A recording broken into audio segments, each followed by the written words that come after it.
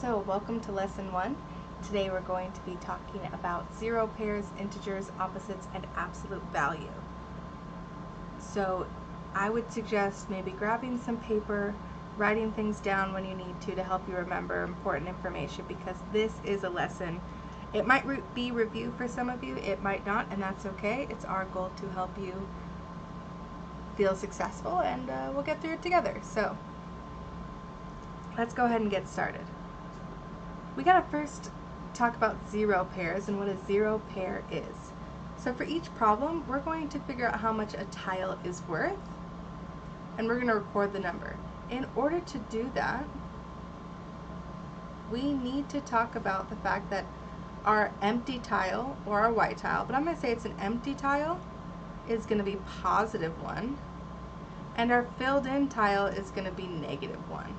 So empty tiles are positive, filled in tiles are negative. So we need to make sure we remember that. So we're going to figure out the value of this pile of tiles. Little hard to say. We have a positive tile and a negative tile. A +1 and a -1, or a positive and a negative, make a zero pair, which means that our answer is 0. Looking at number 2, we can do the same thing. We have +4 tiles and 3 negative tiles.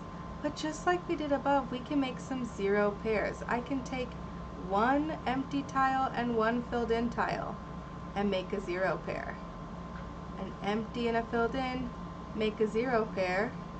An empty and a filled in make a zero pair. So what's left over? 1 empty, which is a +1. Looking at number 3, we can do the same thing. We have +2 tiles and -5 tiles.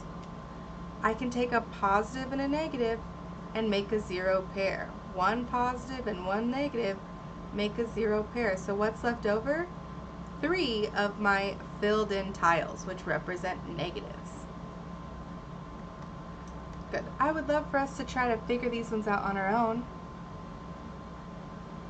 Take a second. What does this value represent? This pile of tiles represent?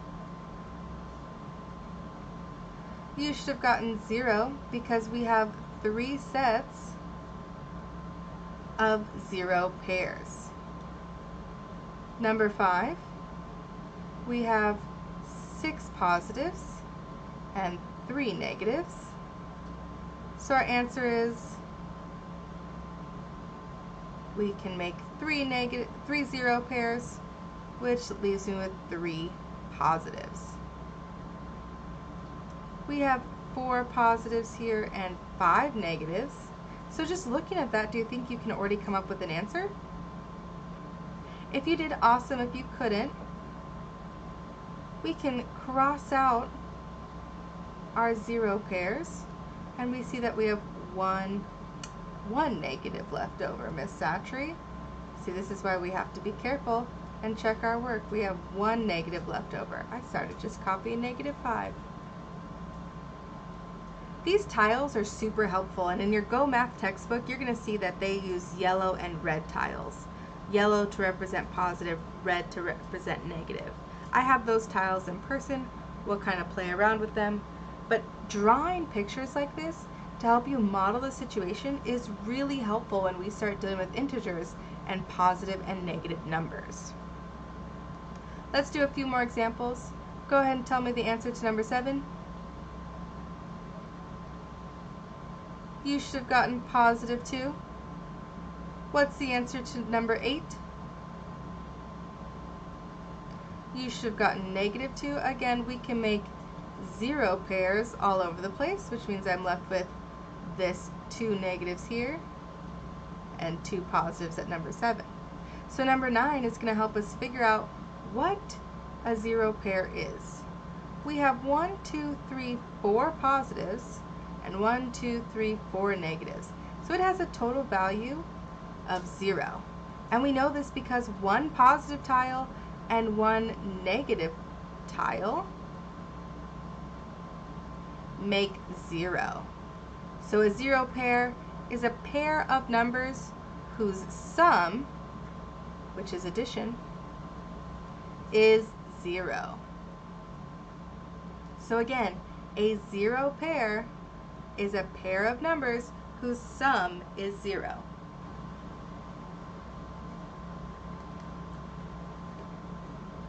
All right, integers.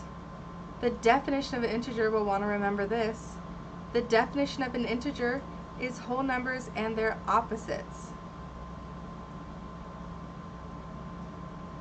Whole numbers and their opposites. So what is an opposite? This is what's going to help us here. What is an opposite?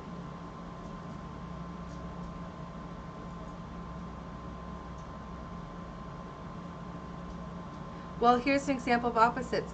6 and negative 6. Negative 8.7 and positive 8.7. Let's do some more. Negative 17 and positive 17 are opposites. Are you starting to see the pattern here? 7.3 and negative 7.3 are opposites. Negative 2.5 and positive 2.5 are opposites. Just like 59 and negative 59 are opposites. So do you see a pattern? What an opposite is are numbers that are the same distance from 0 on a number line, but on opposite sides.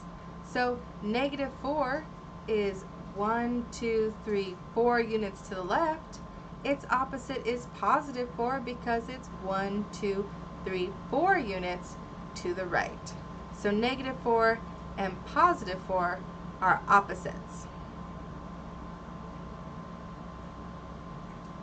The literal definition of a negative sign would be the opposite of. Negative 18, right? We've heard that number before. We know it, we hopefully have seen it before. And what it means is the opposite of 18. The opposite of positive 18 is negative 18.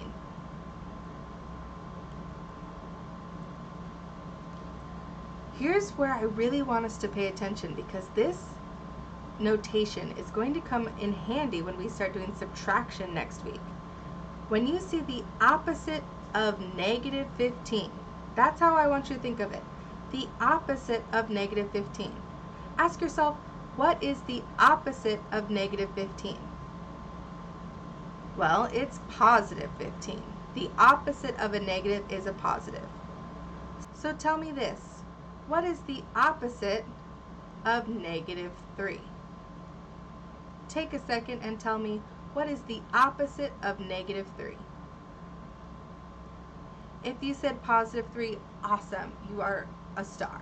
If not, we're working on it, but we want to try to remember this for when we start our subtraction with negative numbers next week.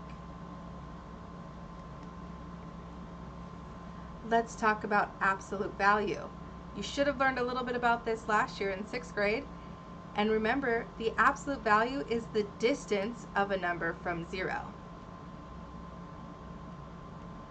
So just like 2 slides ago, nope, just last slide, where the distance from 0 to negative 4 was 4, right? I counted 1, 2, 3, 4 spaces. The absolute value of negative 4 is just 4, those 4 spaces I had to count. We use this symbol to represent absolute value. It's just nice little bars on either side. So how far is 13 away from 0? Well, 13 spaces. How far is negative 17 away from 0? It's 17 in the left direction.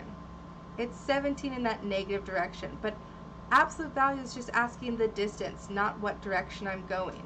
So it's 17. What's the absolute value of negative 4.5? I hope you said 4.5. This one might be tricky because fractions are scary, but what's the distance from 0 to 7/8? It's just 7/8. Could I draw that? No, but I know it's just the exact same number. What's the distance from 0 to negative 8? Again, this one's going to the left, but absolute value doesn't care about the direction. It just wants to know how many spaces do you have to count. So it's 8 away.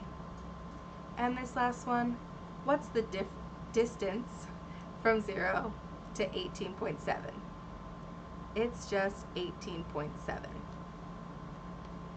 there's been a lot of key vocabulary and a lot of little information that you may or may not have known. But I want you to make sure that you understand this lesson so that tomorrow when we do some activities with it, you're confident and you feel awesome. So if you have questions, don't be afraid to ask. And I'll see you tomorrow for